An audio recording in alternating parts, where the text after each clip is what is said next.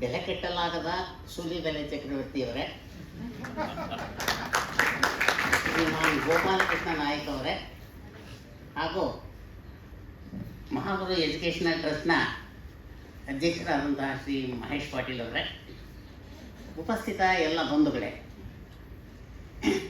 ಈ ದಿನ ನನಗೆ ಎಷ್ಟು ಸಂತೋಷ ಆಗ್ತಾ ಇದೆ ಅಂದರೆ, ನಾನು ಯಾವಾಗಲಾದರೂ ಒಂದು ಸಲ ಚಕ್ರವರ್ತಿ ಸೂಲಿಬೆಲೆಯವರ ಹತ್ತಿರ ಕೂತ್ಕೊಂಡು ಅವ್ರ ಭಾಷಣ ಕೇಳಬೇಕು ಅಂತ ಆಸೆ ಇತ್ತು.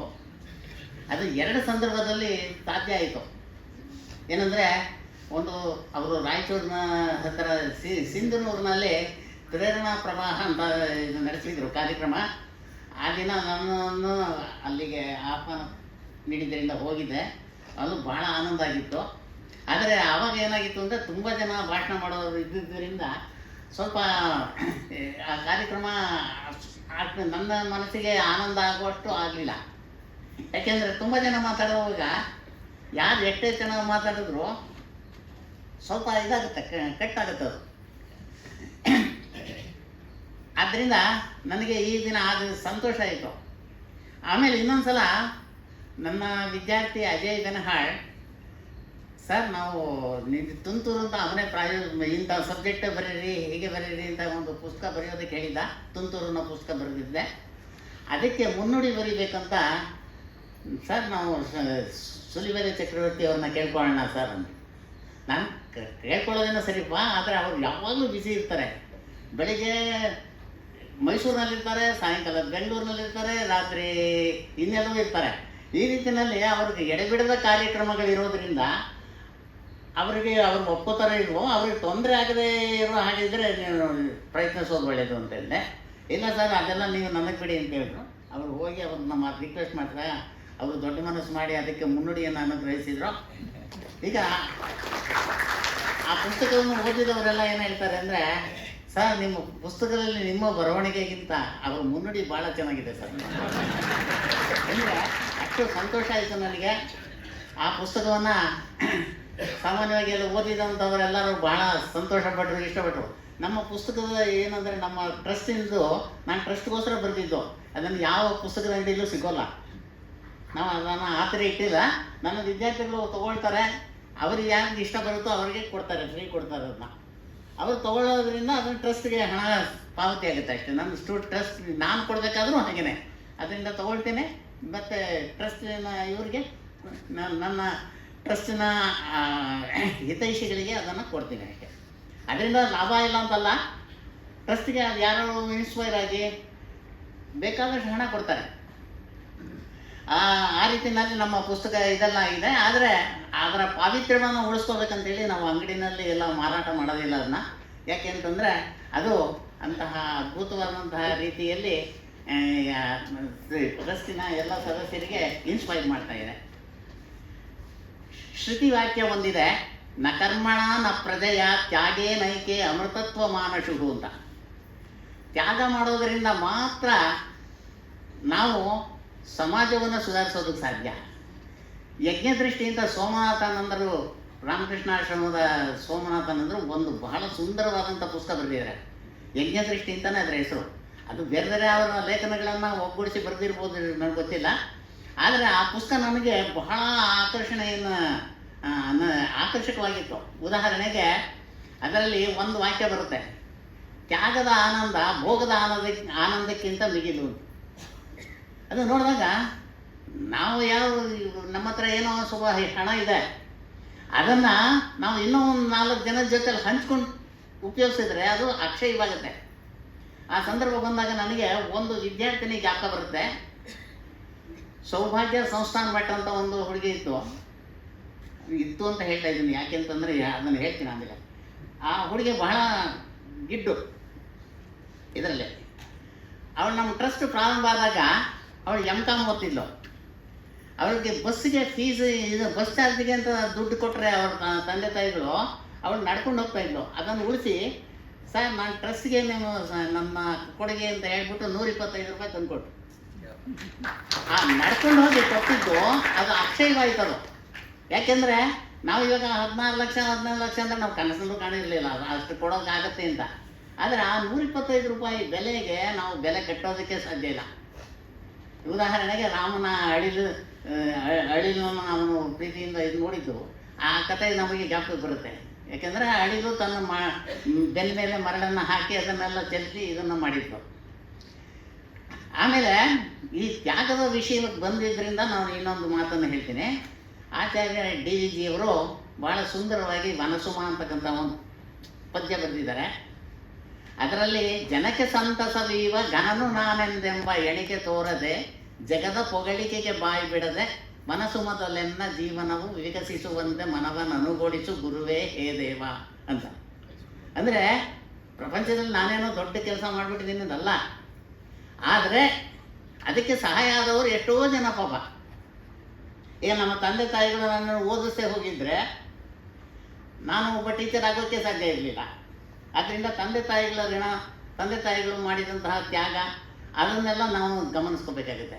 ನಮ್ಮ ಸಮಾಜ ನಮಗೆ ಎಷ್ಟೋ ಸಹಾಯ ಮಾಡಿದೆ. ಸಮಾಜ ಅಂತಂದರೆ ನಮ್ಮ ಸೊಸೈಟಿ ಎಲ್ಲ ಇರುತ್ತಲ್ಲ, ನಮ್ಮ ಅಕ್ಕಪಕ್ಕದ ಜನ ಮತ್ತು ನಾವು ವ್ಯವಹರಿಸ್ತಕ್ಕಂಥ ಜನ, ಅವರಿಂದ ಎಷ್ಟೋ ಪಡ್ಕೊಂಡಿರ್ತೀವಿ, ನಮಗೆ ಗೊತ್ತಿರಲ್ಲ. ಯಾವುದೋ ಒಂದು ಸಜೆಷನ್ ಕೊಡ್ತಾರೆ, ಆ ಸಜೆಷನ್ನೇ ನಮ್ಮ ಜೀವನವನ್ನು ಉಳಿಸುತ್ತೆ, ಜೀವನವನ್ನು ಕಾಪಾಡುತ್ತೆ, ಬೆಳೆಸುತ್ತೆ.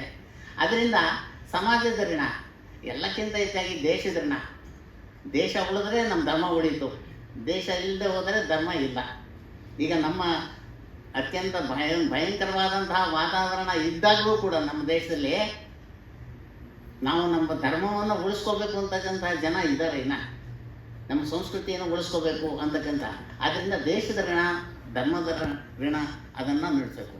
ಆದ್ದರಿಂದ ರಾಷ್ಟ್ರೀಯವಾದಿಗಳಾದಂತಹ ಶ್ರೀಮಾನ್ ಚಕ್ರವರ್ತಿ ಸೂಲಿಬೆಲೆಯವರ ಮಾತು ಇವತ್ತು ಬಹಳ ಅಮೃತೋಪಮವಾಗಿದೆ. ಅವರು ಪ್ರತಿಯೊಂದು ಭಾಷಣವನ್ನು ನಾನು ಫೇಸ್ಬುಕ್ನಲ್ಲಿ ಕಂಡು ಆನಂದ ಪಡ್ತೀನಿ. ನನ್ನ ಸ್ನೇಹಿತರಿಗೆಲ್ಲ ಹೇಳ್ತೀನಿ, ಏನ್ರಿ ನೀವು ಒಳ್ಳೆ ಚಕ್ರವರ್ತಿ ಸೂಲಿಬೆಲೆಯವರು ಫ್ಯಾನ್ ಆಗಿಬಿಟ್ಟಿದ್ರು. ಹೌದು ಸ್ವಾಮಿ, ನನಗೆ ಭಾಳ ಸಂತೋಷ ಆಗ್ತೀರ ಫ್ಯಾನ್ ಆಗಲಿಕ್ಕೆ. ಅವರಿಂದ ನಾನು ಸ್ವಲ್ಪ ಈ ಜೀವನದಲ್ಲಿ ಏನಾದರೂ ಒಂದು ಗುರಿನ ಇಟ್ಕೊಳ್ಳೋದಕ್ಕೆ ಸಾಧ್ಯ ಆಗ್ತೀನಿ. ಯಾಕೆಂದರೆ ನಾನು ರಿಟೈರ್ ಆಗಿದ್ದು 2004ನೇ ಇಸ್ವಿ. ಅವಾಗ ಬಹುಶಃ ಚಕ್ರವರ್ತಿ ಸೂಲಿಬೆಲೆಯವರಿಗೆ 22-23 ವರ್ಷ ಇರಬೇಕು.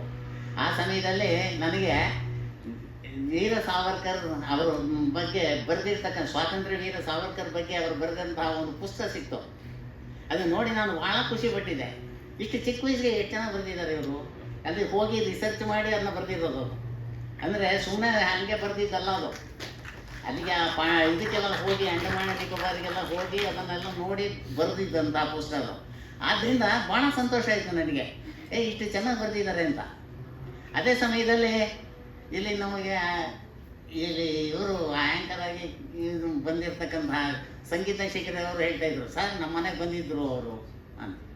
ಅದನ್ನು ಭಾಳ ಸಂತೋಷ ಆಯಿತು. ಅವ್ರಿಗೆ ನಮಸ್ಕಾರ ತಿಳಿಸ್ಬಿಡಿ ಅಂತ ಹೇಳಿ. ಅಂದರೆ ಆ ಪುಸ್ತಕದ ಮೂಲಕ ನನ್ನ ಇದಾಗಿದೆ. ಅಷ್ಟು ಅವರು ಇನ್ನೂ ಆತ್ಮೀಯರಾದರು. ಆಮೇಲೆ ಅವರು ಬೇಕಾದಷ್ಟು ಅವರ ಭಾಷಣಗಳನ್ನೆಲ್ಲ ಇದನ್ನೆಲ್ಲ ಫೇಸ್ಬುಕ್ನಲ್ಲಿ ಓದಿ ಆನಂದಿಸ್ತಿದ್ದೇನೆ. ಅವರಿಗೆ ನಾನು ಈ ಮೂಲಕ ನಮ್ಮ ಸಂತೋಷವನ್ನು ವ್ಯಕ್ತಪಡಿಸಿ, ಇನ್ನು ಹೆಜ್ಜಾಡಿ ಗೋಪಾಲಕೃಷ್ಣ ನಾಯಕ್ ಅವರು ಉಡುಪಿನವರು, ಕೃಷ್ಣನ ಸಾನ್ನಿಧ್ಯದಲ್ಲಿ ಬೆಳೆದವರು. ಅವರು ಕೃಷ್ಣನ ರೀತಿಯಲ್ಲಿ ಅವರು ಬದುಕ್ತಾ ಇದ್ದಾರೆ. ಕೃಷ್ಣನ ಜೀವನ ಸೂಚಿಯಾಗಿರ್ತಕ್ಕಂಥ ಭಗವದ್ಗೀತೆಯನ್ನು ಅನುಷ್ಠಾನಕ್ಕೆ ತಂದ್ಕೊಂಡ್ಬಂದಿರೋರು. ನನಗೆ ಇಡೀ ಭಾರತದಲ್ಲಿ ಭಗವದ್ಗೀತೆಗೆ ಸಮನಾದಂತಹ ಒಂದು ಗ್ರಂಥ ಇದೆ ಅಂತ ಅನಿಸೋದೇ ಇಲ್ಲ. ಯಾಕೆಂದರೆ ಭಗವದ್ಗೀತೆಯಲ್ಲಿ ಒಂದೊಂದು ಶ್ಲೋಕನೂ ಜೀವನ ನಿರ್ಮಾಪಕವಾದಂತಹ ಶ್ಲೋಕಗಳು. ಉದಾಹರಣೆಗೆ ನಾವು ಏನೇ ಮಾಡಲಿ, ಮಾಡಿದ ಮೇಲೂ ನಮ್ಮಲ್ಲಿ ಅಹಂಕಾರ ಬರಬಾರ್ದು. ಅದಕ್ಕೆ ಅವರು ಯತ್ಕರೋಷಿ ಯದಶ್ನಾಸಿ ಯಜ್ಜುಹೋಷಿ ದದಾಸಿ ಯತ್ ತಪಸ್ಯತಿ ಕೌಂತೆಯ ತತ್ ಕುರುಷ್ವ ಮದರ್ಪಣಂ ಅಂತ ಕೃಷ್ಣ ಹೇಳಿದರು. ಅಂದರೆ ನಾವು ಏನೇ ಮಾಡಿದ್ರು, ಏನೇ ತಿಂದ್ರು, ಕೃಷ್ಣ ಅಂತ ಹೇಳ್ಕೊಂಡು ತಿಂದರೆ ಅದು ಪ್ರಸಾದ ಆಗುತ್ತೆ, ಅಮೃತ ಆಗುತ್ತೆ. ಅವ್ನು ಯಾರಿಗಾದ್ರೂ ನಾವು ಏನಾದರೂ ಕೊಟ್ಟರು, ಕೃಷ್ಣ ಅಂತ ಹೇಳ್ಕೊಂಡ್ರು, ಅದರ ಫಲ ಕೃಷ್ಣನಿಗೆ ಅರ್ಪಣೆ. ಅದರಿಂದ ನಮ್ಮ ಜೀವನ ಸಾರ್ಥಕ ಆಗುತ್ತೆ. ಅದರಿಂದ ಈ ಭಗವದ್ಗೀತೆಯ ಪ್ರತಿಯೊಂದು ಶ್ಲೋಕನೂ ಅಷ್ಟೇ, ಉದ್ಧರೇದ ಆತ್ಮನಾತ್ಮನಂ. ಅದು ಆ ಶ್ಲೋಕನೂ ತಗೊಂಡ್ರೆ ನಮ್ಮನ್ನು ನಾವು ಉದ್ಧಾರ ಮಾಡ್ಕೋಬೇಕು. ಇನ್ನೊಬ್ಬರು ಯಾರೋ ಬಂದು ನಮ್ಮನ್ನು ಉದ್ಧಾರ ಮಾಡ್ತಾರೆ ಅಂತಲ್ಲ. ನಮ್ಮ ಪ್ರಯತ್ನ ಇಲ್ಲದೆ ಹೋದರೆ ಎಂತಹ ಗುರು ಸಿಕ್ಕಿದ್ರು ಯಾರು ಉದ್ಧಾರ ಆಗೋದಕ್ಕೆ ಇಲ್ಲ. ನಮ್ಮ ಪ್ರಯತ್ನ ಇದ್ದರೆ ಆವಾಗ ಗುರು ಹೇಳಿದ್ದು ನಮಗೆ ಹಿಡಿಸುತ್ತೆ, ಅದು ನಮಗೆ ಮುಂದೆ ಹೋಗೋದಕ್ಕೆ ಅವಕಾಶ ಮಾಡಿಕೊಡುತ್ತೆ. ಈಗ ನಾನು ಒಂದು ಯೋಗಿ ಆದಿತ್ಯನಾಥ್ ಅವರ ಒಂದು ಇದನ್ನು ಓದ್ತಾ ಇದ್ದೆ. ಆಗ ರಂತಿದೇವ ಒಂದು ಕಥೆ ಹೇಳ್ತಾರೆ ಅವರು. ಆ ರಂತಿದೇವ ಅಂತಕ್ಕಂಥ ಚಕ್ರವರ್ತಿ, ಆ ಮನುಷ್ಯ ತನ್ನಲ್ಲಿ ಇದ್ದದನ್ನೆಲ್ಲ ದಾನ ಮಾಡ್ತಾನೆ, ಬಹಳ ಕಷ್ಟಪಡ್ತಾನೆ. ಅವನಿಗೆ ಜೀವನದ ಕಡೆಗೆ ಬಹಳ ಕಷ್ಟ ಸಿಕ್ಕಾಕೊಳ್ಳುತ್ತೆ, ಆದರೆ ಅವನು ಹೆದರೋದಿಲ್ಲ. ಅವಾಗ ಕೇಳ್ತಾರೆ, ನಿನ್ನ ಜೀವನದ ಆದರ್ಶ ಏನಪ್ಪ, ನೀನು ಏನು ಈ ಥರ ಮಾಡ್ತಿದ್ದಿಲ್ಲ, ನಿನಗೇನಾದರೂ ಕಷ್ಟ ಆದರೆ ಏನು ಮಾಡ್ತೀಯ? ಆಗ ಹೇಳ್ತಾರೆ, ನ ತ್ವಹಂ ಕಾಮಯೇ ರಾಜ್ಯಂ ನ ಸ್ವರ್ಗಂ ನ ಮೋಕ್ಷಂ ನ ಪುನರ್ಭವಂ ಕಾಮೋಯಂ ದುಃಖ ಸಪ್ತಾನಾಂ ದುಃಖ ಸಂಕಟ ಪ್ರಾಣ ಸಂಕಟಾನಾಂ ಆರ್ತಿನಾಶನಂ ಅಂತ. ಅಂದರೆ ಆರ್ತಿನಾಶ, ಇನ್ನೊಬ್ಬರ ಕಷ್ಟವನ್ನು ಹೋಗಲಾಡಿಸ್ತಕ್ಕಂತಹ ಒಂದು ಅವಕಾಶವನ್ನು ನಾನು ಬಯಸ್ತೇನೆ ಅಂತಕ್ಕಂಥದ್ದು ವಾಕ್ಯವನ್ನು ಆದಿತ್ಯನಾಥರು ಹೇಳಿದರು. ಅದನ್ನು ಮೋದಿಯವರು ಒಂದು ಸಲ ಹೇಳಿದರು. ಈ ಎಲ್ಲ ಇದನ್ನು ನೋಡಿದಾಗ ತ್ಯಾಗಕ್ಕೆ ಸಮನಾದಂಥದ್ದು ಯಾವುದೂ ಇಲ್ಲ. ಮನುಷ್ಯನ ಜೀವನವನ್ನು ಉದ್ಧಾರ ಮಾಡುತ್ತೆ. ನಾವು ತ್ಯಾಗ ಮಾಡೋದ್ರಿಂದ ಕಳ್ಕೊಳ್ಳೋದಿಲ್ಲ, ಪಡ್ಕೋತೀವಿ. ಯಾಕೆಂದರೆ ಅದು ಆತ್ಮಸಂತೋಷವನ್ನು ಹೆಚ್ಚಿಸುತ್ತದೋ. ಇಷ್ಟು ನಾನು ಹೇಳಿ ನನ್ನ ಮಾತನ್ನು